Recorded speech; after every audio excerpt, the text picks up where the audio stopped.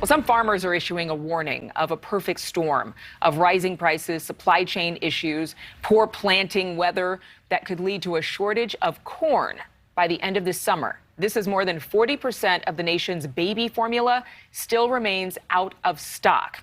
NewsNation's Leland Vittert recently spoke with the head of the National Black Farmers Association about this potential crisis.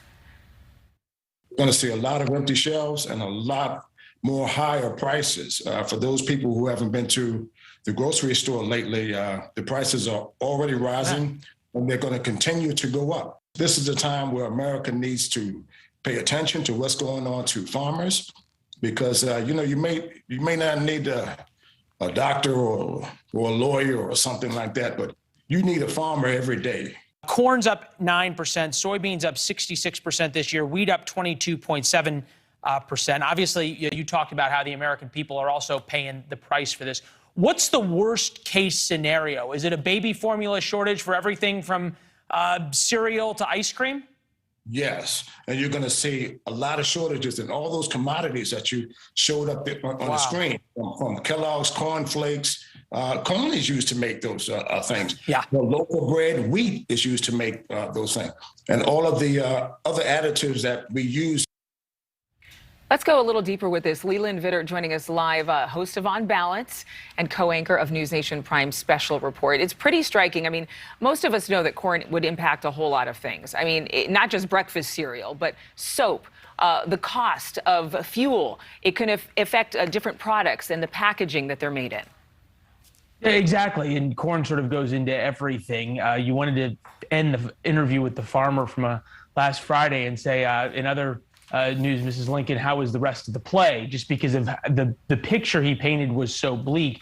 Right now, roughly half of the amount of corn, soybeans, and wheat that are normally in the ground are there. So you have a potential for November or December, if the weather doesn't change and if farmers aren't able to get funding to buy more seed and to buy new equipment and to continue to buy diesel fuel, which has gone through the roof. If they're not able to do that, you have this compounding effect of big shortages. And you talk, Adrienne, for example, about corn and the potential there. It's everything from soda because of corn syrup. Almost every product we buy food-wise has some form of corn syrup in it. It goes way, way beyond just not having corn on the cob, your local barbecue. And it's not just in the United States, because you've got wheat shortages as well that come a lot from Ukraine because of their wheat supply. The Brits right now, Bank of England warns of an apocalyptic global food shortage. And typically, Adrienne, we're used to the British being reserved.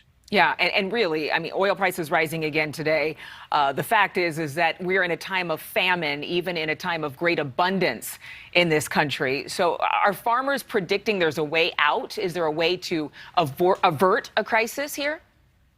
That's really the trillion-dollar question for all of us, to not have to go back 100 years in American life. And if you think about the past couple of years have taught us that we never worry about the right thing and that the unexpected does happen. 6 months ago, if we talked about a baby formula shortage, everybody would have sort of laughed at you, because it's just not something that America has ever had to anticipate. Farmers say that they're really on the rocks, especially smaller farmers who are the backbone of the breadbasket of America collectively, who provide so much of the soybeans and the wheat and the corn that we all eat. Is there a way out? Is there a way this doesn't happen? Sure, the weather turns, diesel prices go down, banks loosen up loans for these farmers and the like. But a lot of farmers that we've talked to aren't putting stuff in the ground because they just can't afford to. And that then means that there's going to be shortages. It's not like the government can intervene at some point. There's no some great stockpile of corn somewhere, number one. And number two, once you pass the growing season and the planting season, you can't suddenly put a lot more corn in the ground come August. And you touched on the baby formula shortage.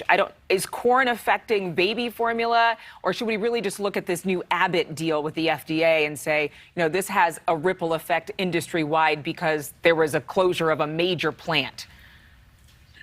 Specifically, the inputs to baby formula, I cannot speak authoritatively on. When it comes to the Abbott deal, you've got about a 2-week window of the plant trying to get back online, and then another 6 to 8 weeks, they say, for the full stock of formula to begin flowing once again onto store shelves. Probably what the real takeaway from the baby formula crisis is just how one minor thing, meaning one plant closure in America, can have this enormous effect on something that we take for granted. You don't really have to take out that much supply anymore because there's not this overabundance. Walmart and others have gotten really good at just-in-time ordering. You don't have to take out that much supply from the system, in this case, one plant of baby formula, for there to be mass shortages around the country. Yeah, I'm kind of curious to know if there are any critics who are thinking, oh, this is just a mainstream, crying wolf, and how bad this is should not be ignored is what I'm hearing from you and from so many other reports that we've seen. Leland. Yeah, no, I think it's a good point in terms of it's very easy to look at what the farmers are saying and go, oh, gee, they're just trying to get more loans from the government, or, oh, gee, they're just trying to justify the high prices we're going to see. At least so far, the people who are going to get hurt the most if they don't put corn in the ground are the farmers themselves, because that's their entire livelihood. But if they're saying, I can't make my livelihood, it's not worth it to me to even bother planting, then it's probably worth paying attention, because they're the ones putting their money where their mouth is. Leland, Vittert, thank you so much for this interview and for the conversation you're continuing on your show. You can watch On Balance with Leland tonight and every weeknight. It starts at 7, 6 Central Time. Thank you so much for watching. Make sure to click on the red subscribe button below so you can get more of NewsNation's fact-driven, unbiased coverage.